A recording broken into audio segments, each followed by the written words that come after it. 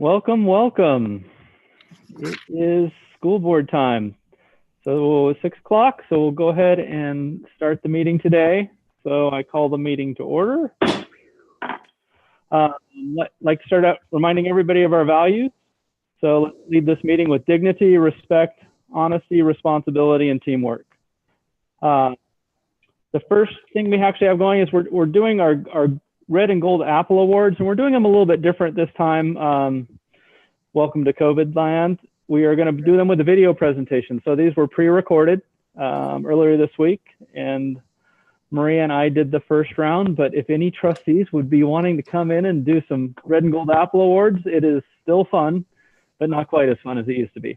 But we do have great people and we need to recognize them. So I'll go ahead and we'll cue the video for the Red and Gold Apple Video Awards.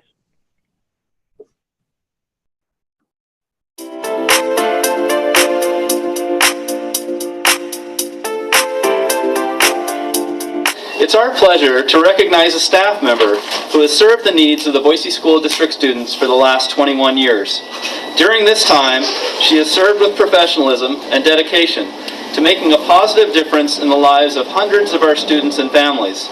When the pandemic hit Idaho this last spring and the Boise School District closed on March 13th, 2020, one of the main concerns we had as a school community was making sure our pandemic operation plans were in place and that we had a process in place to continually monitor and adjust to this unpredictable and unprecedented health crisis. It didn't take long for our school district health services staff to respond to this emergency and take action.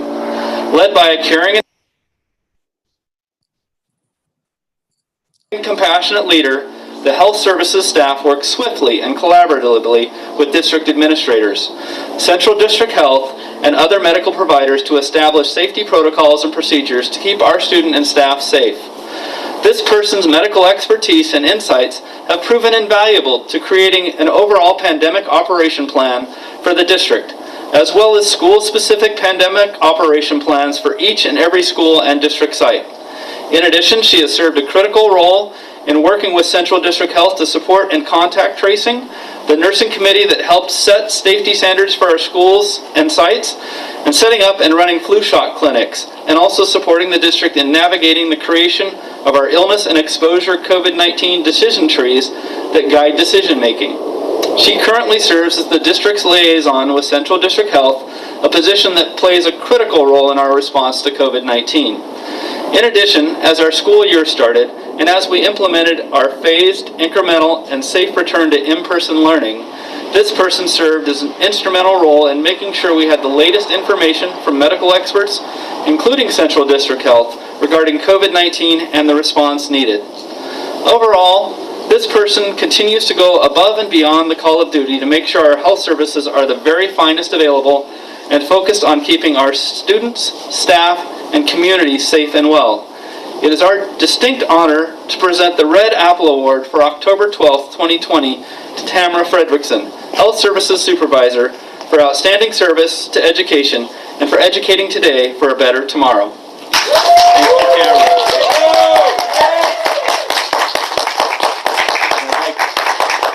Give her the special Red Apple Award. So much. Congratulations and thank you so much. Thank you, everyone. I just want to say first how incredibly humbled I am by this honor. There are so many people in our district during this time who are navigating these uncharted territories and waters. Everyone, principals, human resources staff, facilities and operations, food services, purchasing, teachers, school social workers and school counselors, just to name a few, are doing things that we've never had to do before and having to be flexible to respond to the ever-changing environment. I want to thank our community partners. We have partnered with Central District Health, St. Alphonsus, St. Luke's, and Primary Health, just to name a few. And without these partnerships, without their help and support, none of this would be possible. And I especially want to thank the health services staff. I work with an incredible group of health techs and nurses around the district.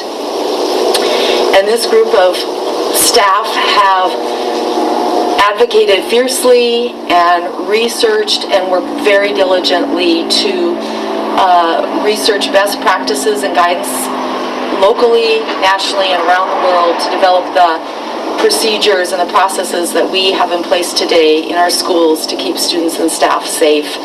I'm just incredibly blessed to work with such a great group of people and feel fortunate for all that they do. And finally, I want to thank the school board, the superintendency, the area directors, supervisors, and principals for their leadership in the district. The leadership of the school board and the executive council have really set the course during this, again, very unprecedented time. And it has allowed us to know what direction to take and how to respond in these times. And finally, I just want to recognize the culture we have in our district of teamwork, collaboration, respect, and support. If I didn't have that of my fellow colleagues and everyone in the district, none of this would be possible. And it just makes you realize how we will continually successfully navigate these very unprecedented times. And it also makes me realize just how fortunate I am to work in a place like the Boise School District. Thank you.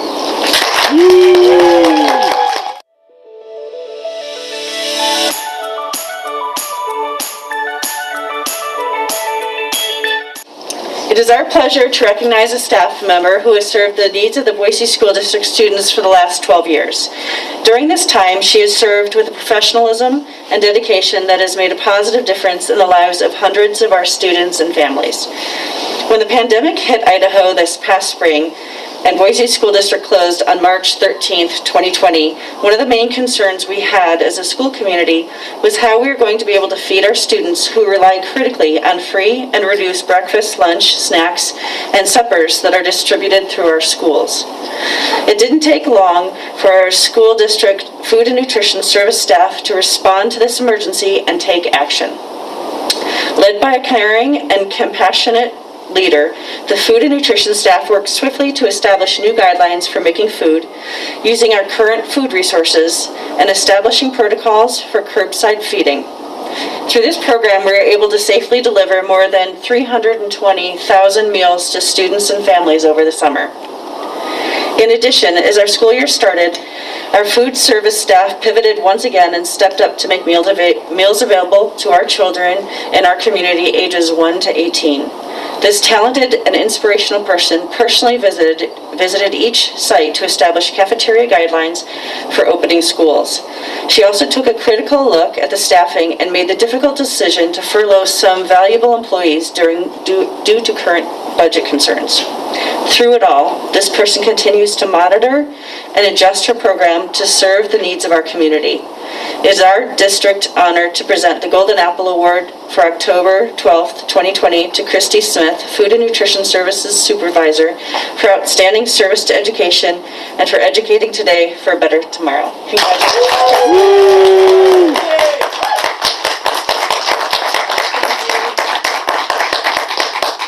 Thank you so much. Gosh, I don't know what to say here. Boise School Board, I'm incredibly honored for this acknowledgement and recognition of my program. Our food service program is amazing. I really love this job. I love working with the kids. I love supporting principals and teachers. I love supporting our community. And I feel that I've got that support at all levels of the district. It's an amazing place to work where you are valued and supported when the job is so difficult. So thank you for that. I particularly want to thank my team. I work beside the most amazing food service professionals. They inspire me, they support me, they guide me, and they humble me daily. Exactly what I need in order to keep doing what we do. I just can't tell you how much that means to me and what they do for me. So thank you to my team in particular for this. And thank you, Boise Schools, again, for the support.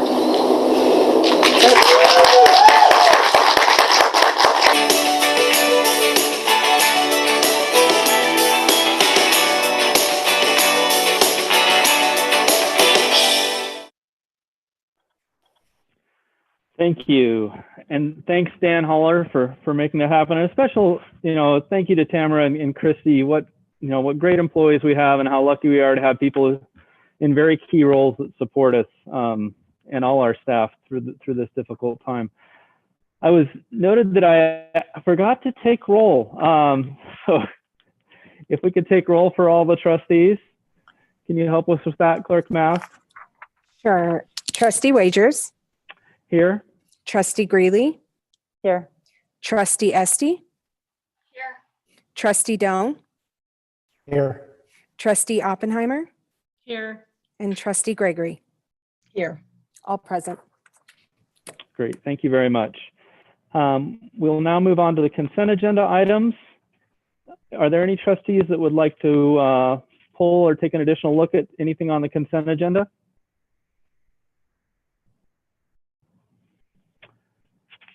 Hearing none, I would entertain a motion to approve the consent agenda items.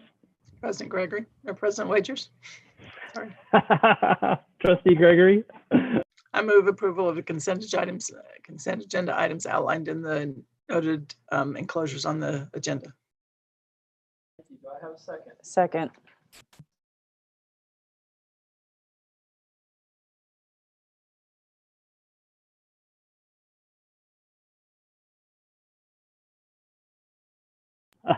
Sorry about that. It's been moved and seconded to approve all the items on consent agenda items and enclosures 1 through 18. All in favor? Aye. Aye. Any opposed? Motion passes. Now moved on to reports and recommendations. And we'll start out with equity, diversity, and inclusion update.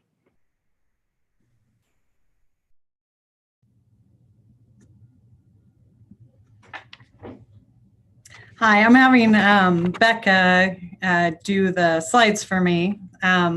President Wagers and trustees, my name is Danny Backer. I'm the Supervisor of Social Studies and World Languages.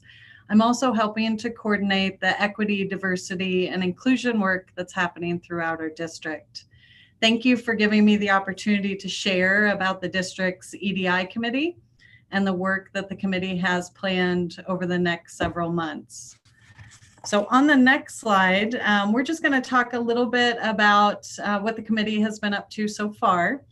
So the first committee meeting was in the winter of 2020, and we began discussing the equity, diversity, and inclusion efforts that were already happening throughout the school district. In August and September of this year, the committee has participated in 4 PD and collaborative sessions around the foundations of EDI work and interest-based decision-making. These collaboration sessions serve 2 purposes. One was to build relationships and to foster a safe space for the committee to begin having crucial conversations around equity, diversity, and inclusion. But it was also a place for us to start sharing the goals that our committee members had for equity, diversity, and inclusion as part of their committee work. On the next slide, committee members during our collaboration were asked to share different ideas that they see as strengths in the district, but also what they'd like to accomplish through the work in the committee. So some of the examples that were shared by the committee were ways to attract more diverse teaching candidates to Boise School District, ways that we can have a more inclusive and representational curriculum that supports our students and also resources for that curriculum. Ways that we can reduce disproportionality in discipline, and also ways that we can reach out to our community and do some needs assessment with our community. And so as we started to brainstorm different things that we'd like to do through this committee, you'll see that on the screenshot, we started to sort them into different focus areas. And as we sorted, 3 main focus areas came up, and those are going to be the foundational areas for our equity work over this year. That's operations and policies, curriculum, and then relationships, the intersection where school and community meet and the different things that happen there. On the next slide, really the most important part of the committee's work this year will be to listen. We are going to take those 3 focus areas and over the next 2 months, develop some listening sessions for our stakeholders. And in January and February, we're going to hold these listening sessions with stakeholders around the 3 focus areas. And the input from these sessions will help to guide the development of our district's equity action plan. And that equity action plan is what the district working committee will work on in the spring. The district's equity action plan is modeled after the district's strategic plan. So they'll look very similar in format. They'll have goals and then strategies under those goals, as well as key action items, which will be the concrete steps for us to achieve our goals. Sorry, my light went out. And then also, and one of the most important parts of our plan is we're going to have baseline and outcome measures for each of those goals. So we'll have a baseline measure where we're at right now with the goal. And then as we work towards that goal, we'll have an outcome measure of how we'll know that we've achieved our goal. And just like the district strategic plan, the equity action plan will be tracked and revisited continually over time. The plan is that I'll provide the board with updates on a regular basis on the progress of the committee work throughout the year. As these things the plan is happening, there's things that are happening in the district. So on the next slide, I just wanted to share with you a couple of things that are happening now in the district. In November, we have an administrator training planned for secondary principals and assistant principals with creating safe spaces for crucial conversations. And this training will be done with the Swell Collective. We also, in the spring, formed an elementary literature committee. That committee has been reading 6 different novels over the summer. And we're starting to discuss whether we'd like to include those novels in our curriculum. And those novels integrate social studies and science with ELA, but they also focus on representation of voices, different voices that we typically have not had in our curriculum as well.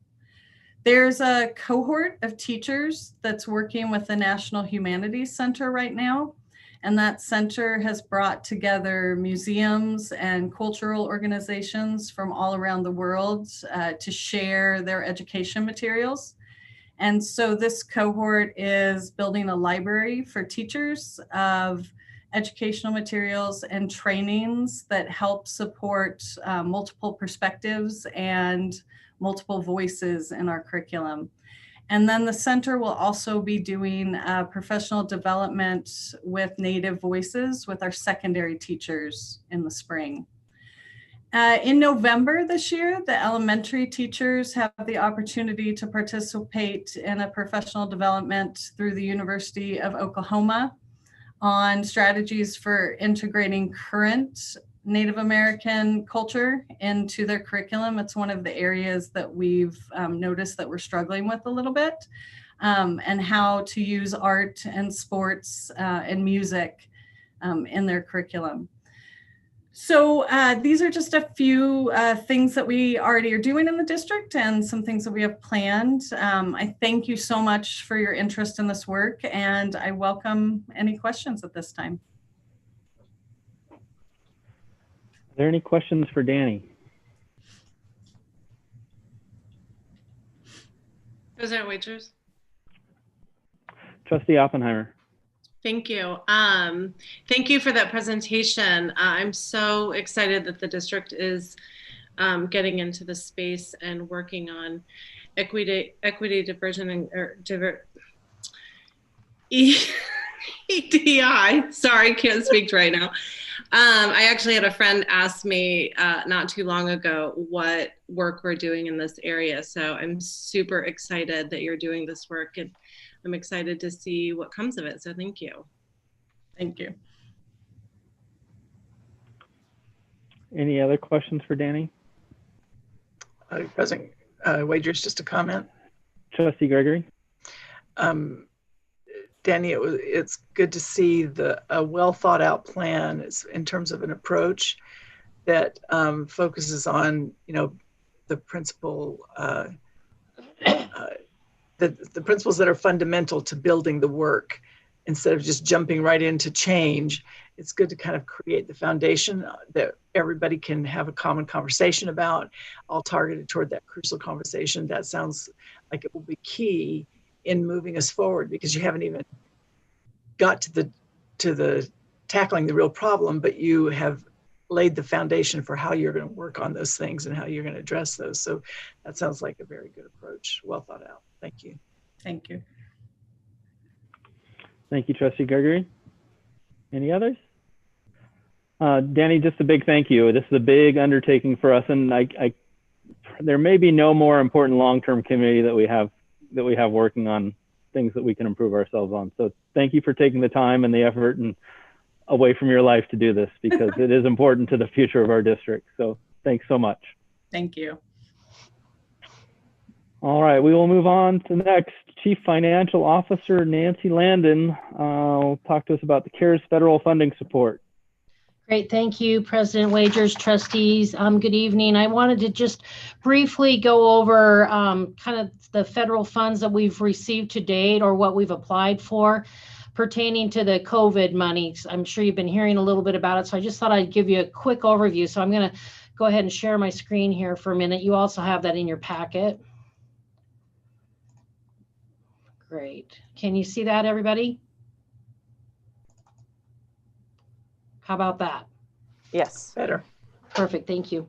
Okay, so I just wanted to share with you kind of what we've got going on within the state of Idaho dealing with elementary, secondary education. The first pot of money that came to us was the $47.8 million that came into the state, and 90% of that money was distributed out to public school districts based on Title I funding. So we've received those allocations, and I'll go through that with you, but that was the first pot of money that we learned about early on when the stimulus package was approved by Congress. Then just recently, we've received some additional funds that's called the CRF funds, or the coronavirus relief funds, that the governor controls. He had $1.25 billion come into the state. It's controlled by a number of guidelines that the Treasury Department has outlined how those dollars can be spent, and he has decided to allocate approximately $99 million to public schools of those dollars. So those are the two big pots of money that we've been accessing within our state dealing with COVID. So again, just to give you a brief overview, the first pot of money was the big ones, the $3.7 million is the base grant, is the ESSER funds. There's some additional monies that were allocated for a learning management system, $228,000. And then they did allocate an additional $1 million statewide for seriously emotional learning funds, not a lot of money there. Then again, the governor came up with some money out of his coronavirus funds, the CRF money.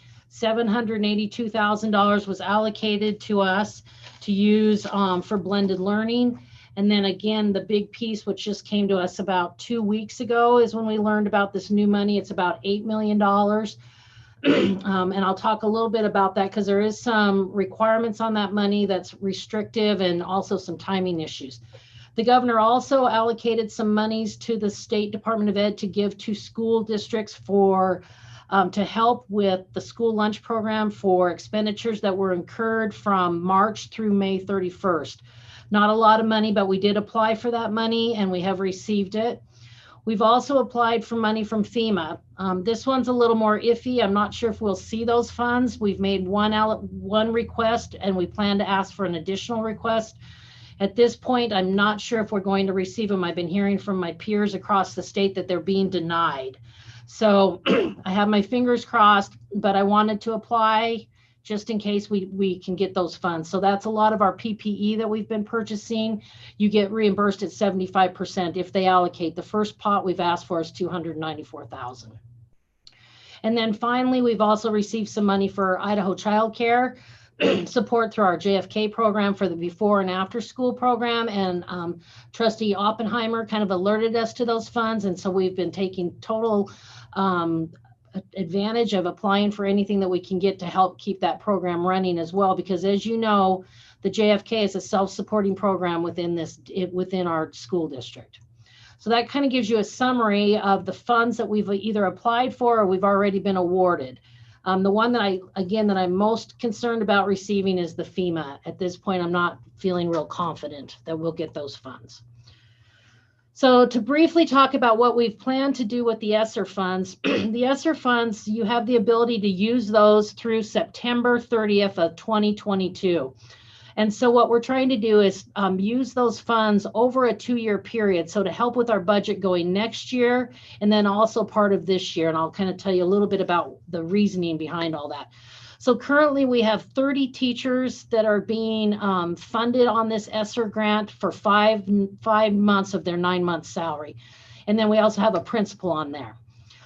This fund is money that private schools were awarded an allocation based on their Title I population. As you recall, originally, Secretary Betty DeVals wanted it to be based on private school enrollment. That was settled in the courts that was considered illegal and above what the Congress wanted of those funds. So now the allocation is specifically based on their Title I population, and our private schools are accessing those dollars already. One thing about this ESSER funds, it does allow us to claim indirect cost rate, indirect cost, which is an administrative fee that we can charge, and it's quite high. Normally, we can only charge what's called a restricted rate, which is right around 1.6% of the grant.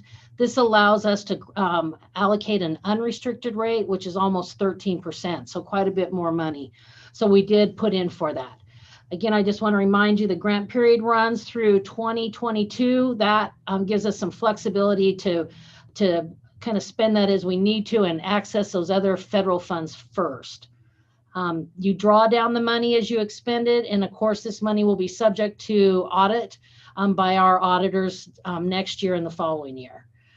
The next area is that learning management system. Again, what we're planning to do is try to preserve those dollars and use it for devices in 21-22. And the reason for that is we don't have to pay for a learning management system because we use Google Classroom, and that is free to us. So therefore, we're looking to preserve that in case we have some budget constraints the following year at this point. Again, private schools do receive a small allocation, has the same indirect cost rules, runs through 2022. And then finally, the small little SEL grant. We plan to pay for a portion of a social worker that's working with mental health and family emotional needs through our community resource centers, our resource centers right now. That person is required to provide a timesheet tracking under federal guidelines, and so we are doing that. And she's submitting that to us each month, and so that's kind of what we're doing. It's such a small piece of the pie. It's just easier to try to get it used up and get it, I hate to say it, but just get it out of the way with all these other federal dollars that we've got going on. So that is the ESSER funds that we've been allocated. We don't anticipate being awarded any other ESSER funds until or if Congress does another stimulus package. Then the governor did give us some additional money for blended learning. This was money that had to be spent by December 30th of this year, so 12/30/2020. So it was kind of on the fast track. So we were originally, if you go back and look at our budget when we planned early on, we thought we were going to use some of those ESSER federal monies to help pay for devices. So what we've done, since I have more time to spend those dollars, we've went ahead and used those this grant to pay for Chromebooks, about 4,200 Chromebooks. We have already requested these funds. We've bought the Chromebooks. They've been received.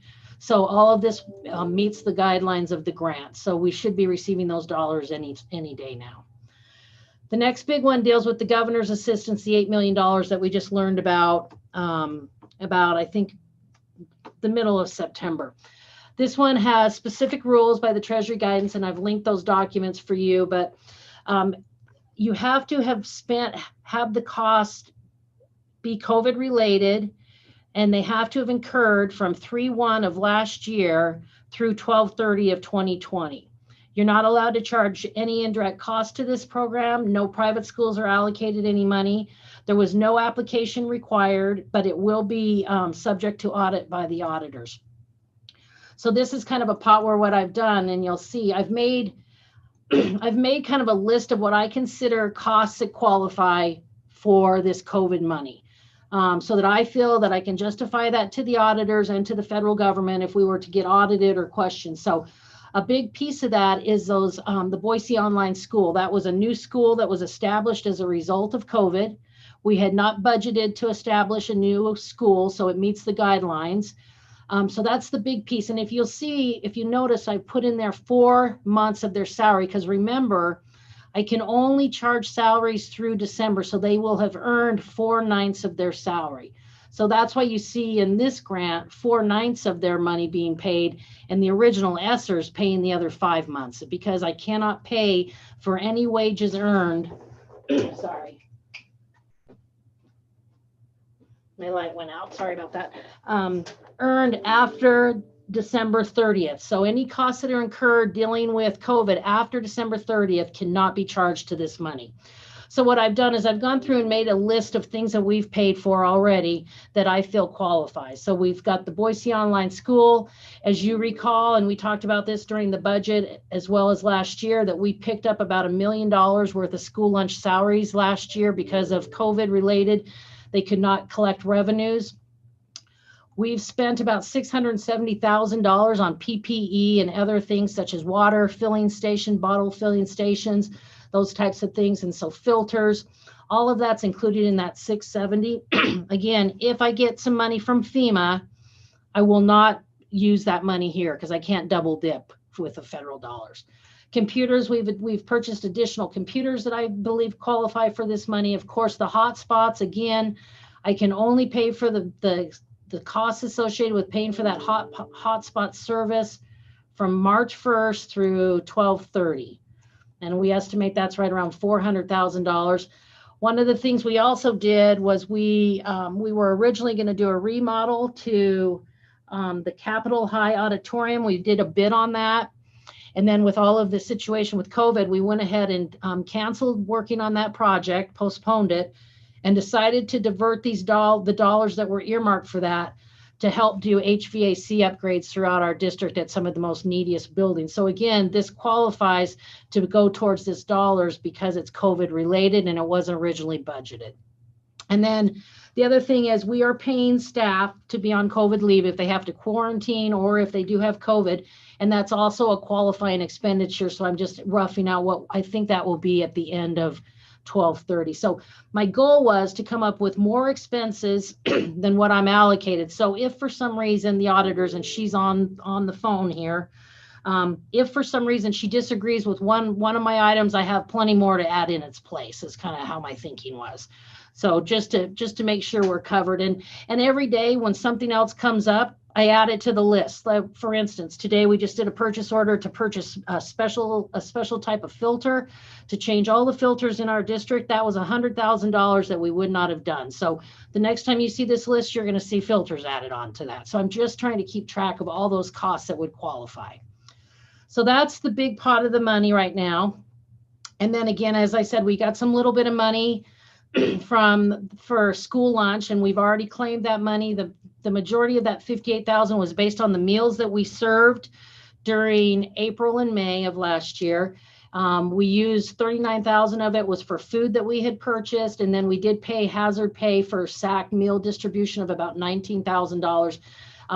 Certainly we had more costs than that, but we didn't qualify to claim anymore. So we accessed as much as we were awarded, and we have been paid for those funds. Again, it will be audited as well.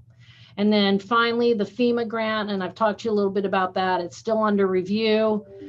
If we do get paid for this money under FEMA, I'll go reduce that up above here, this 670. That's another reason why I want to make sure I have adequate expenditures in case I have to pull some stuff out. So just to kind of give you an update, that's the federal money that we've received. And then again, the child care assistance, and you can see it's been broken into 2 phases. Phase 1 was what covered us through May 31st, and then phase 2, they've given us $50,000 plus $5,000 per site for 6 sites until they run out of money. So we're certainly accessing those, and again, we're documenting all of the expenditures associated with this so that when we get ready to be audited, we'll be ready for that. So with that is kind of the federal money and where we're at, and I've just put another link on there that gives you a bunch of grant guidance as well. So with that, I'll take any questions. I just wanted you to be aware of those dollars. Any questions for Chief Financial Officer Landon?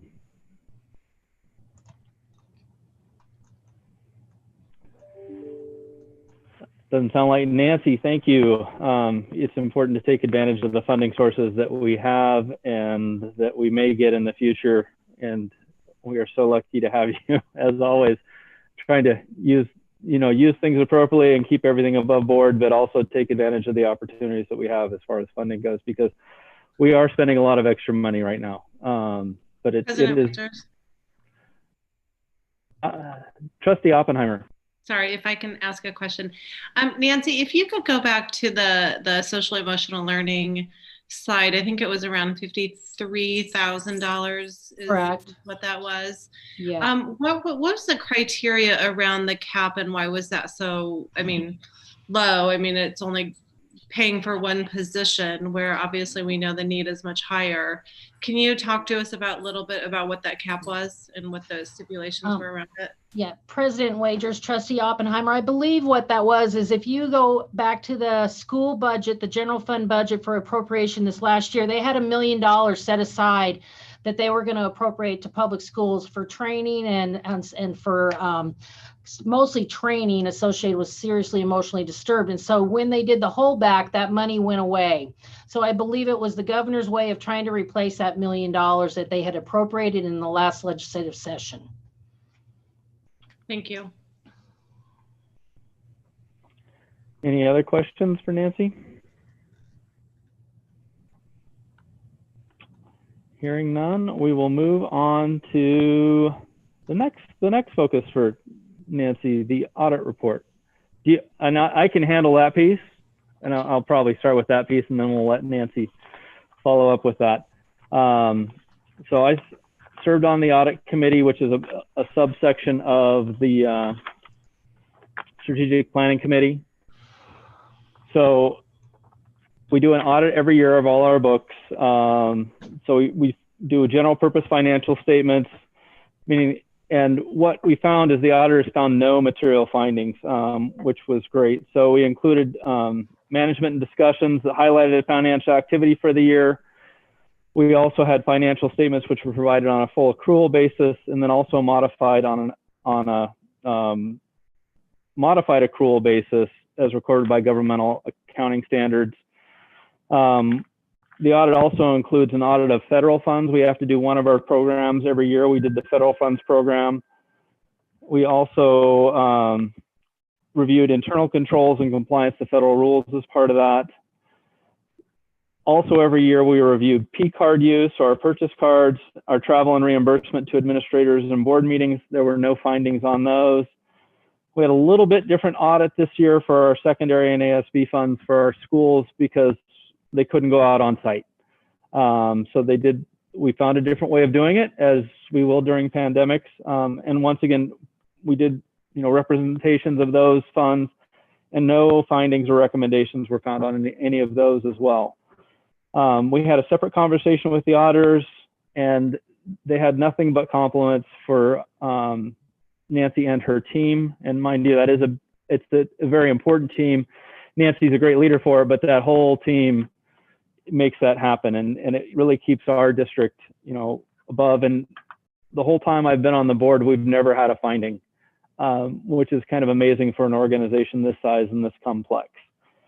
Are there any questions? Well, I do believe we have the auditors online as well. If any trustees have any questions or comments about the audit, it was attached in enclosure 20, I believe. So if there's any questions, now would be a great time.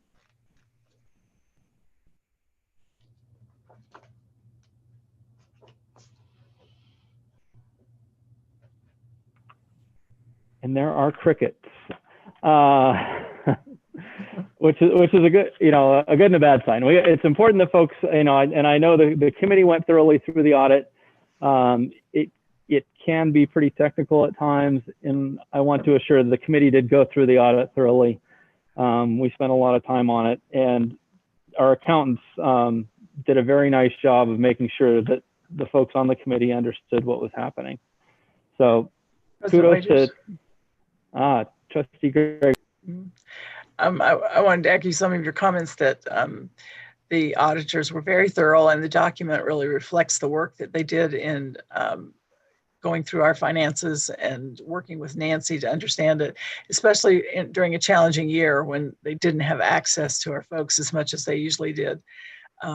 But this is a piece of the fiscal result that ends with us being able to pivot to meet the needs of kids in a way that she presented when she's talked about all the special funds, that she can be able to look at them. And I just have to say, she's just like a magician with everything, categorized out so that she knows where the deficiencies are when pandemic hits, so that when we get these CARES Act money, we can fill it back in. But all of that will be reflected in the next audit, which will be another amazing thing to see when it all comes together again next year. But the audit process was thoroughly done, and no findings, like you said. We can be really proud of the work that Nancy and her team have done. So would you entertain a motion, Mr. President? I would entertain a motion. I move that we accept the audit as presented in enclosure 20. So it's been moved that we accept the audit as presented in enclosure 20. Is there a second? Second. Second, Trustee Esty. Any other discussion on the audit? All in favor? Aye. Aye. Aye. Aye. Any opposed? Motion passes. Big thank you to Nancy, and also a big thank you to Jody Daugherty, who is on the phone call as well. We appreciate her team and her efforts, and they have been doing our audit for a long time. And I know they are very diligent, but I know they also very appreciate Nancy's preparation for them. It makes their job a little easier. But good job, team. Next part of the agenda, school calendar. So can we talk about that? Yeah, good evening, President Wagers and members of the board. In accordance with District Policy 2320, included in your board packet is the proposed calendar for the 2021-22 school year.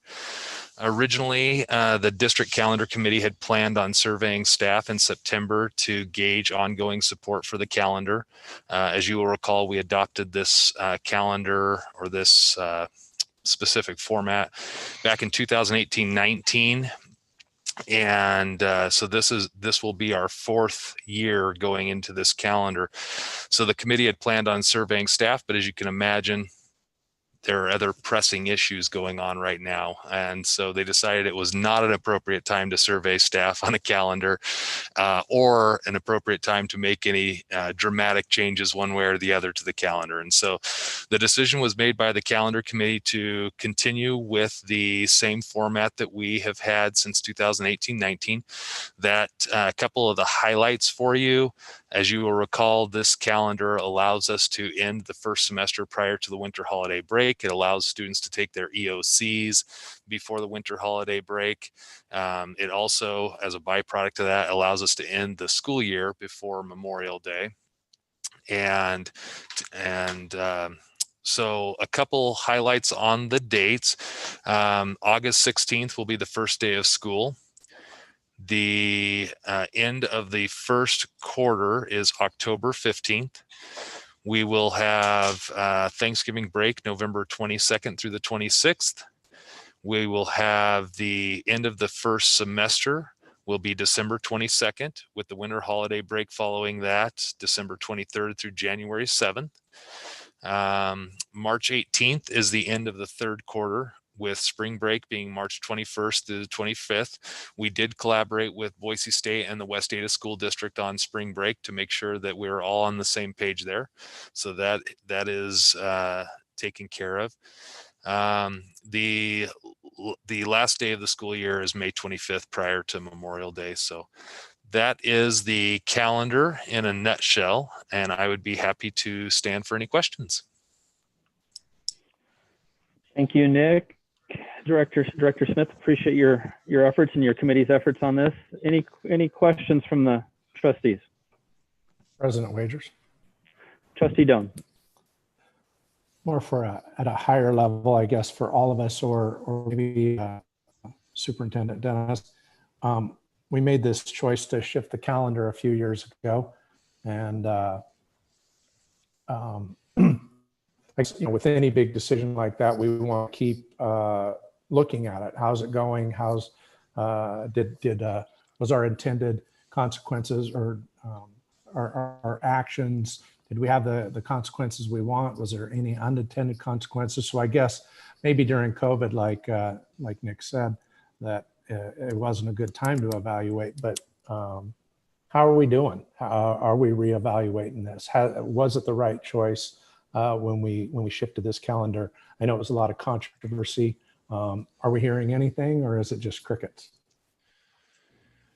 President Wagers and Trustee Doan, we have continued to evaluate the changing calendar. We've actually done that every year, with the exception of we did not survey staff at the end of last year because of basically the school year ending the way it did, but we had surveyed staff in the years prior since making the move. And again, we did plan on surveying them in September, but again, decided it was not an appropriate time to do so. In all of our prior surveys, the support for the calendar was very high from both staff and from families and students. We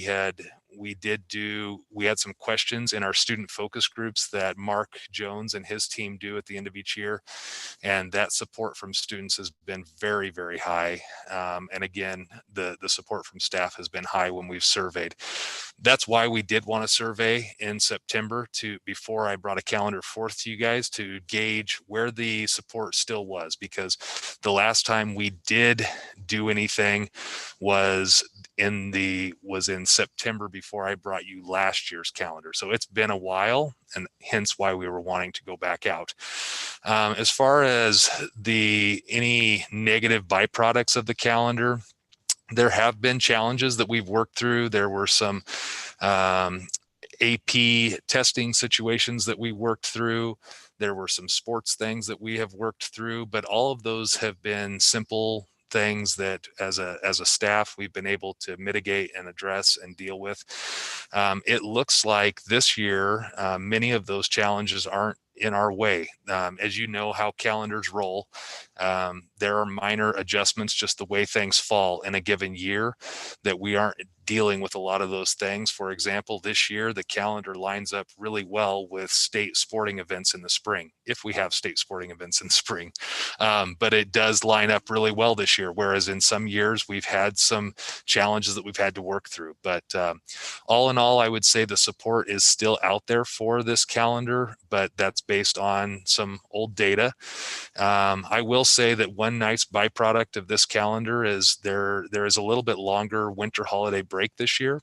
And that's going to be probably a nice reprieve for families with COVID-19. If they have a family gathering, there's actually enough days after Christmas that if they did have to quarantine, they would be able to return to school on Monday without having to miss any school. So a nice byproduct of it. President Wagers, if I could jump in. Superintendent Dennis. Trustee Doan, the other thing that I would only add to what Nick just talked about was we have not heard anything as far as direct feedback about not liking this calendar setup.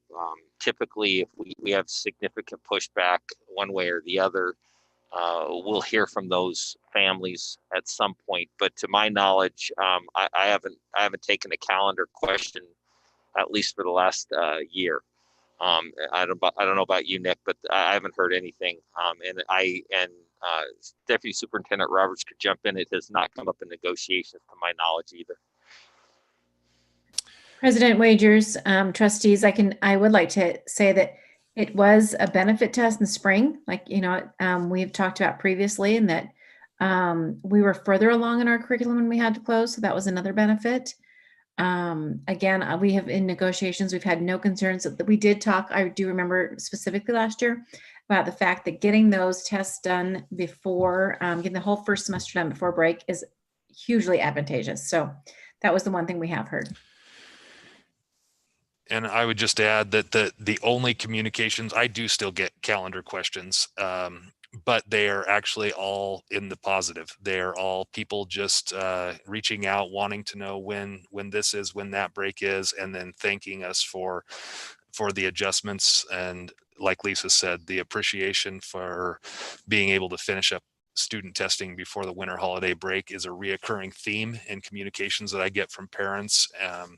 When they contact me about when is the winter holiday break, we're going to go out of town, and thank you for letting them take their test before we leave town, kind of deal. Thank you all. Does that answer your question, Trustee Doan? Yes, thank you very much. So the sky didn't fall when we changed the calendar. Okay, I just wanted to make sure. I would just add, President Wagers and Trustee Doan, we do plan on trying to survey. The calendar committee does want to circle back on this. We do want to gauge where people are at with this in the community and the staff and the students, because we do want to make sure that it's right.